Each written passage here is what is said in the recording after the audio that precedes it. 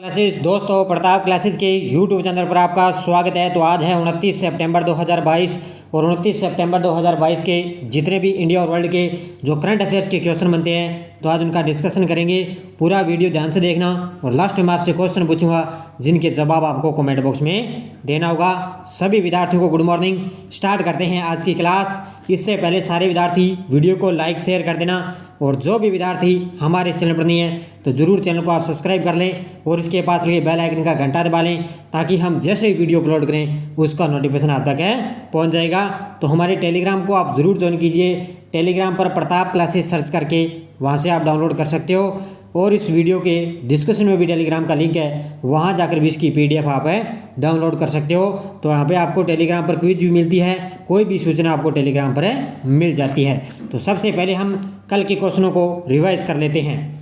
हाल ही में 52वें दादा साहब फाल्के पुरस्कार से किसे सम्मानित किया जाएगा? तो ये किया जाएगा आशा पारेख को 52वें दादा साहब फाल्के पुरस्कार से सम्मानित किया जाएगा। हाल में राष्ट्रीय सेवा योजना पुरस्कार 2020-21 किसने प्रदान किए? तो ये किए हमारे राष्ट्रपति द्रौपदी मुर्मू ने। हाल में किस भारतीय महिला खिलाड़ी ने अंतर्राष्ट्रीय क्रिकेट से संन्यास की घोषणा की है? तो ये की है झूलन गोस्वामी ने अंतर्राष्ट्रीय क्रिकेट से संन्यास की घोषणा की। हाल में भारतीय रेलवे ने किस संगठन के द्वारा विकसित RTIS प्रणाली स्थापित की है? तो ये की है इसरो के द्वारा स्थापित की गई। हाल में भारत सरकार ने कौन सा स्मार्टफोन ऐप लॉन्च किया है? ये किया, ध्यान रखना, साइन लर्न। हाल में किसने 2 दिवसीय आभासी सम्मेलन सिम्फ होने का शुभारंभ किया? तो ये किया है जी किशन रेड्डी के द्वारा। हाल में किस शहर के एयरपोर्ट का नाम बदलकर शहीद भगत सिंह के नाम पर रखा जाएगा? तो चंडीगढ़ एयरपोर्ट। और कल आपको पता है 28 सितंबर को शहीद भगत सिंह की जयंती बनाई गई। हाल में विश्व पर्यटन दिवस कब बनाया गया? तो ये बनाया गया 27 सितंबर को विश्व पर्यटन दिवस बनाया गया। ये कल के क्वेश्चनों का रिवाइज था। कितनी बार आपको यहाँ पे रिवाइज करवाया जाता है? एक बार यहाँ पे PDF मिल जाती है, क्विज भी मिल जाती है और कंठ की क्लास आती है, तो दिन में आपको 3 से 4 बार यहाँ पे रिवाइज होने लगते हैं। तो स्टार्ट करते हैं। पहला क्वेश्चन देखिए, हाल में दिलीप ट्रॉफी का चैंपियन का खिताब किस टीम ने अपने नाम कर लिया है? यानी कि किस टीम ने दिलीप ट्रॉफी का चैंपियन का खिताब जीता है? वो जीता है, ध्यान रखना, वेस्ट जोन ने। किसने जीता है? वेस्ट जोन ने क्या है, साउथ जोन को हराकर दिलीप ट्रॉफी का चैंपियन का खिताब जीता है। दिलीप ट्रॉफी के फाइनल मैच के पहली पारी में पिछड़ने के बाद वेस्ट जोन ने शानदार वापसी करते हुए टूर्नामेंट का खिताब अपने नाम कर लिया है। वेस्ट जोन ने फाइनल मैच में साउथ जोन को 294 रन से करारी शिकस्त दी है। बस ये ज़्यादा आपके लिए खास नहीं है, इतना आपको ध्यान रखना है भी दिलीप ट्रॉफी का जो फाइनल मैच है वो किसने जीता है? वो जीता है, ध्यान रखना, वेस्ट जोन ने शानदार वापसी करते हुए किसको हराया है? ये हराया है किसको? साउथ जोन को हराया है। दूसरा क्वेश्चन देखो, हाल में जॉर्जिया मेलोनी किस देश की पहली महिला PM चुनी गई है? यानी कि हाल ही में जॉर्जिया मेलोनी किस देश की पहली महिला PM चुनी गई है? ये चुनी गई है इटली देश की। किस देश की चुनी गई है? इटली देश की पहली महिला प्रधानमंत्री बनी। इटली में हुए आम चुनाव में ब्रदर्स ऑफ इटली पार्टी को सबसे ज़्यादा वोट मिले हैं। किसको मिले हैं? पार्टी इनकी, ध्यान रखना, कौन सी है? आम चुनाव में ब्रदर्स ऑफ इटली पार्टी को सबसे ज़्यादा वोट मिले। इस पार्टी की नेता जॉर्जिया मेलोनी है जो इटली की पहली महिला प्रधानमंत्री बनने जा रही है और मेलोनी को इटली के फांसीवादी तानाशाह बेनिटो मुसोलिनी का समर्थक और इस्लामोफोबिक नेता माना जाता है। तो बस ये ध्यान रखना, इसकी पार्टी का नाम याद रखना, ब्रदर्स ऑफ इटली पार्टी की सबसे ज़्यादा वोट किसको मिले हैं? इटली की जॉर्जिया मेलोनी को मिले हैं। तीसरा क्वेश्चन देखो, हाल में किस शहर में अमित शाह डेयरी सहकारी सम्मेलन का उद्घाटन करेंगे? किस शहर में अमित शाह के द्वारा डेयरी सहकारी सम्मेलन का उद्घाटन करेंगे? ये करेंगे सिक्किम की राजधानी है गंगटोक में उद्घाटन करेंगे। मुख्य तथ्य देखो, केंद्रीय गृह और सहकारिता मंत्री अमित शाह अगले महीने की 7 तारीख को सिक्किम की राजधानी गंगटोक में पूर्वी और उत्तरी पूर्वी क्षेत्र के डेयरी सहकारी सम्मेलन का उद्घाटन करेंगे। कहाँ पर है? पूर्वी और उत्तरी पूर्वी क्षेत्र में 7 तारीख को। और इस एक दिवसीय सम्मेलन का आयोजन भारतीय राष्ट्रीय सहकारी डेयरी संघ NCDFI द्वारा किया जाएगा। किसके द्वारा? तो ये इसका आयोजन भारतीय राष्ट्रीय सहकारी डेयरी संघ NCDFI द्वारा किया जाएगा और इसका उद्घाटन करेंगे अमित शाह के द्वारा। 4 नंबर क्वेश्चन देखो, हाल में किस अंतर्राष्ट्रीय हवाई अड्डे को मिशन सेफ गार्डिंग के लिए ASQ पुरस्कार मिला है? ASQ पुरस्कार मिला है, यानी कि किस अंतर्राष्ट्रीय हवाई अड्डे को मिशन सेफ गार्डिंग के लिए ASQ पुरस्कार मिला है? ये मिला है कोचीन हवाई अड्डा को। किसको मिला है? कोचीन हवाई अड्डा को मिला है। कोचिन इंटरनेशनल एयरपोर्ट लिमिटेड को एयरपोर्ट काउंसिलिंग इंटरनेशनल द्वारा एयरपोर्ट सर्विस क्वालिटी अवार्ड 2022 से सम्मानित किया जाएगा। यानी कि कोचिन जो इंटरनेशनल एयरपोर्ट है उसको क्या है, एयरपोर्ट काउंसिलिंग इंटरनेशनल के द्वारा एयरपोर्ट सर्विस क्वालिटी अवार्ड 2022 सम्मानित किया जाएगा।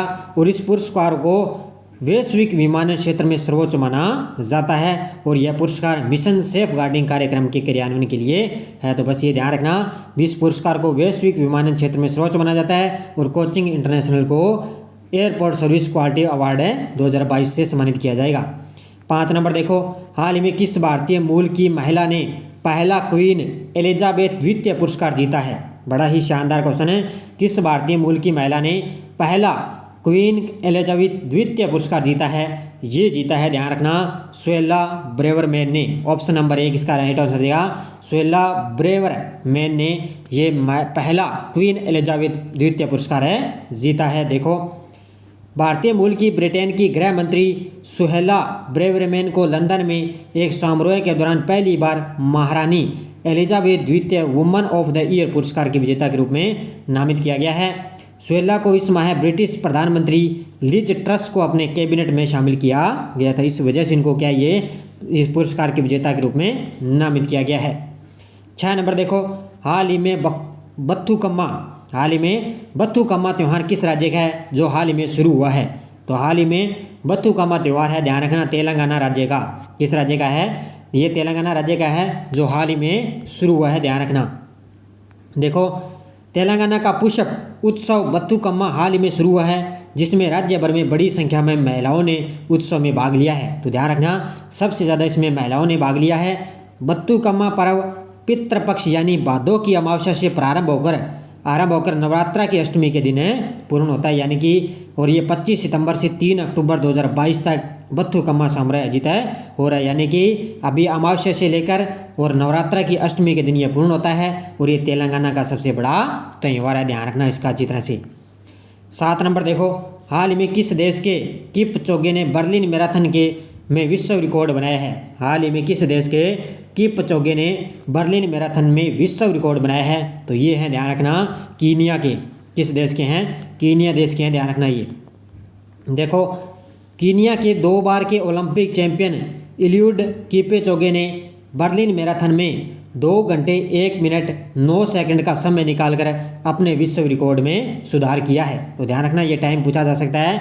2 घंटे 1 मिनट 9 सेकंड का समय निकाला और अभी ओलंपिक चैंपियन इलियुड किपेचोगे ने बर्लिन मैराथन का विश्व रिकॉर्ड बनाया।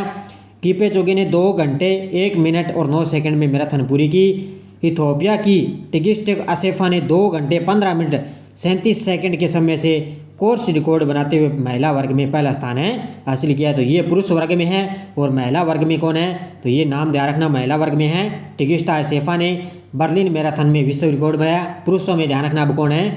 इलियुड किपेचोगे ने विश्व रिकॉर्ड बनाया। ये कीनिया के 2 बार ओलंपिक है, ध्यान रखना। 8 नंबर देखो, हाल ही में कौन सी राज्य सरकार नवजात शिशुओं की मौत को रोकने हेतु विशेष उपकरण सांस का इस्तेमाल करेगा? तो कौन सी जो राज्य सरकार है वो नवजात शिशुओं की मौत को रोकने हेतु विशेष उपकरण सांस का इस्तेमाल करेगा? तो वो करेगा, ध्यान रखना, असम राज्य। कौन सा करेगा? असम राज्य करेगा। देखो, असम सरकार नवजात शिशुओं को होने वाली सांस संबंधी समस्या से निजात दिलाने के लिए अपने अस्पतालों में एक विशेष उपकरण का इस्तेमाल करेगी। तो असम सरकार है वो नवजात शिशुओं को होने वाली सांस संबंधी समस्या से निजात पाने के लिए अपने अस्पतालों में एक विशेष उपकरण का इस्तेमाल करेगी। और सरकार ने सांस नाम के इस उपकरण को इस उपकरण के इस्तेमाल का निर्णय एक प्रायोगिक परियोजना के सफल होने के बाद लिया है। यानी कि इसका इस्तेमाल निर्णय जो एक प्रायोगिक परियोजना के सफल होने के बाद लिया है। ये अच्छी तरह से ध्यान रखना, भी असम सरकार के द्वारा ये विशेष उपकरण इस्तेमाल करेगी। 9 नंबर देखो, हाल ही में किस संस्था ने बाल यौन शोषण के खिलाफ ऑपरेशन मेघ चक्कर चलाया है? किस संस्था ने बाल यौन शोषण के खिलाफ ऑपरेशन मेघ चक्कर चलाया है? ये चलाया है केंद्र अन्वेषण ब्यूरो ने, यानी कि CBI के द्वारा, केंद्र अन्वेषणीय ब्यूरो के द्वारा बाल यौन शोषण के खिलाफ ऑपरेशन मेघ चक्र चलाया गया है। देखो मुख्य तथ्य, पूरी बातें देखो। केंद्रीय अन्वेषण ब्यूरो सीबीआई ने ऑपरेशन मेघ चक्कर के तहत बाल यौन उत्पीड़न से संबंधित सामग्री के ऑनलाइन प्रसार से जुड़े 2 मामलों में 19 राज्यों और एक केंद्र शासित प्रदेश में 56 ठिकानों की तलाशी ली है। किसके द्वारा? सीबीआई के द्वारा। अपराधी बच्चों के साथ अवैध यौन गतिविधियों के ऑडियो विजुअल प्रसारित करने के लिए करते हैं। इसी के चलते इस अभियान को ऑपरेशन मेघ चक्र नाम दिया गया है। तो ध्यान रखना, ये सीधा ही पूछा जा सकता है, ऑपरेशन मेघ चक्र किसके द्वारा चलाया गया? तो सीबीआई के द्वारा। केंद्रीय जांच ब्यूरो के महानिदेशक कौन है? सुबोध कुमार जायसवाल है, जो वर्तमान में केंद्रीय जांच ब्यूरो के महानिदेशक हैं। 10 नंबर देखो, हाल में भारतीय डेटा सुरक्षा परिषद के नए सीईओ कौन बने हैं? तो भारतीय डेटा सुरक्षा परिषद के नए सीईओ बने हैं विनायक गोडसे। कौन बने हैं? विनायक गोडसे। देखो, नासकॉम द्वारा स्थापित एक प्रमुख उद्योग संगठन data security council of India ने वरिष्ठ उपाध्याय विनायक गोडसे को पदोन्नत किया है। उन्होंने इस संगठन का नया सीईओ नामित किया है और विनायक गोडसे राम वेदश्री का स्थान लेंगे। किसका स्थान है? विनायक गोडसे है, वो राम वेदश्री का स्थान लेंगे। और अभी क्या है, ध्यान रखना, किसका? Data security council of India ने वरिष्ठ उपाध्यक्ष विनायक गोडसे को इसका सीईओ नियुक्त किया गया है। अब देखो पिछले वीडियो का क्वेश्चन है, हाल में भारत का पहला सफल पूर्ण हाथ प्रत्यारोपण किस राज्य के अस्पताल में किया गया? ये किया गया था केरल में। सभी विद्यार्थियों ने बड़े शानदार जवाब दिए। सभी विद्यार्थियों को हार्दिक शुभकामनाएं। जैसे रीना स्वामी, शीतल शर्मा, राकेश चौधरी, कामखेड़ा बालाजी, इन सभी विद्यार्थियों ने बड़े शानदार जवाब देते हैं। लाइव डेली आप वीडियो के साथ बने रहते हैं। अब देखो क्वेश्चन फॉर यू, हाल में किस राज्य में सबसे बड़ी ई कॉमर्स कंपनी अमेजन द्वारा 3 सौर ऊर्जा संयंत्र बनाए जाएंगे? गुजरात, राजस्थान, तमिलनाडु, महाराष्ट्र। इसका जवाब आपको कमेंट बॉक्स में देना है। अब देखो जस्ट डोज हमारी, राजस्थान का 28वां जिला कौन सा है? तो ये है, ध्यान रखना, 12। राजस्थान का वह जिला जो सर्वाधिक जिलों के साथ सीमा बनाता है, तो ध्यान रखना ये है पाली जिला, जो सर्वाधिक जिलों के साथ सीमा बनाता है। राजस्थान में संभागीय व्यवस्था का प्रारंभ किस मुख्यमंत्री के समय हुआ था? ये हुआ था, ध्यान रखना, हीरालाल शास्त्री के समय हुआ था, ध्यान रखना। राष्ट्रीय कृषि आयोग ने राजस्थान के कितने जिलों को मरुस्थलीय माना? तो ये माना है 12 जिलों को। और राजस्थान में मगरा क्षेत्र विकास कार्यक्रम कब प्रारंभ किया गया? 2005-06 को राजस्थान में मगरा क्षेत्र विकास कार्यक्रम में प्रारंभ किया गया था। एक विद्यार्थियों ने बड़े शानदार तरीके से जवाब देते हैं, उन सभी विद्यार्थियों को हार्दिक शुभकामनाएं। अब देखो नेक्स्ट डोज क्या है, जैसलमेर में किस प्रकार के बालुका स्तूप सर्वाधिक पाए जाते हैं? प्रतापगढ़ का भूभाग क्या कहलाता है? प्राचीन काल में शोणितपुर के नाम से कौन सा शहर यानी कि बताना है, राजस्थान में कौन सा जो क्षेत्र है वो प्राचीन काल में शोणितपुर के नाम से जाना जाता था। व्हाइट सिटी के नाम से कौन सा जाने वाला शहर है? और सिरोही का प्राचीन नाम क्या है? ये ध्यान रखना, ये क्वेश्चन आपके लिए शानदार हैं और यहाँ से रीट में से 1-2 क्वेश्चन आपको जरूर देखने को मिलेंगे। तो इस सेशन को जाते जाते सारे विद्यार्थी वीडियो को लाइक और शेयर करते रहना। लगातार आपको ये क्लासें मिलती रहेगी और अभी 1 तारीख से हम इसका टाइम चेंज कर देंगे, 7 बजे आपको ये क्लास मिलती रहेगी। धन्यवाद। जय हिंद, जय भारत।